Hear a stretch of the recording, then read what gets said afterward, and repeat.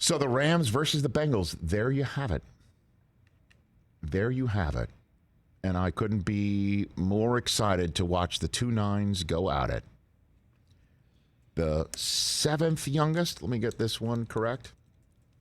It's two nines coming at it from a completely different angle. It is for Burrow. He is the seventh youngest starter in the history of the Super Bowl. That's true. Let me make sure that is. I got that right. No, he'd be tied. My bad. Here's the matchups of the nines for you. Joe Burrow is tied for the eighth youngest quarterback in Super Bowl history. Really? That's... He would be the seventh. He's the seventh second-year quarterback in the Super Bowl. There you go. And for Stafford, this is amazing. For Stafford, he has just shy of 50,000 yards in his career in the regular season, and 323 passing touchdowns in the regular season. 49,995 career yards, 323 career passing touchdowns in the regular season. It's the most passing yards and passing touchdowns by a player at the time of his first Super Bowl appearance in NFL history. So you got the young and you got the experienced, and they both wear the same number, and they're coming at each other. It's 2 great. weeks It's from great. last night. It's great. I love it. Just trying to set stages. Just trying to set stages. Super Bowl win, I think, locks up Hall of Fame for Stafford. You know what? Because he's going to retire with all the numbers. We're just I know. we're just popping. You know what we're doing is we're just hitting on Yeah. one storyline after another that's going to be discussed. There's always legacy conversations. Yeah, absolutely. I just gave you his regular season numbers. He's made the Super Bowl. And just to reiterate how the season and year started 1 year ago today when the Rams made that move. It was 1 year, by the way, 1 year ago yesterday, the trade was consummated. Oh, wow. It wasn't official, as you all know. So the new league year. Correct. Right. But the idea was, when he's here, here's what we're going to do. Best case scenario, right? Win the division, host the NFC Championship game, make the Super Bowl, and there's the one last step. Win the Super Bowl. First three, check, check, check. And Stafford's not going to do it because he's not a big game guy. He's a guy in the Lions. Like why get him? How many times did you hear that?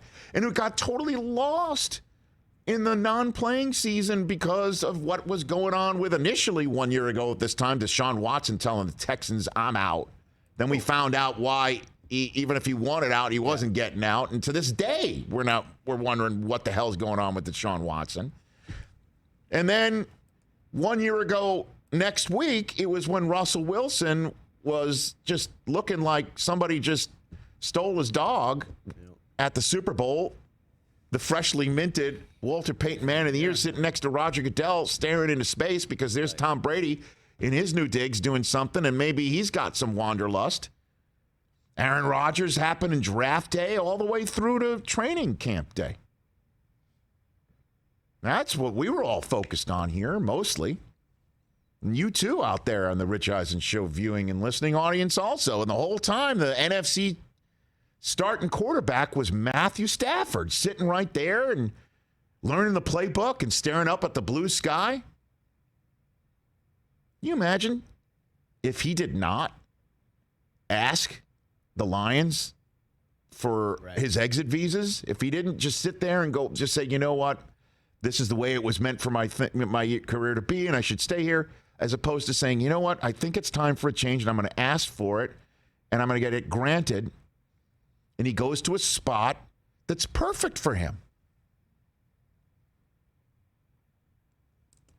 Think about it. He's in the Super Bowl. He made it. The Rams made it with him. Unbelievable.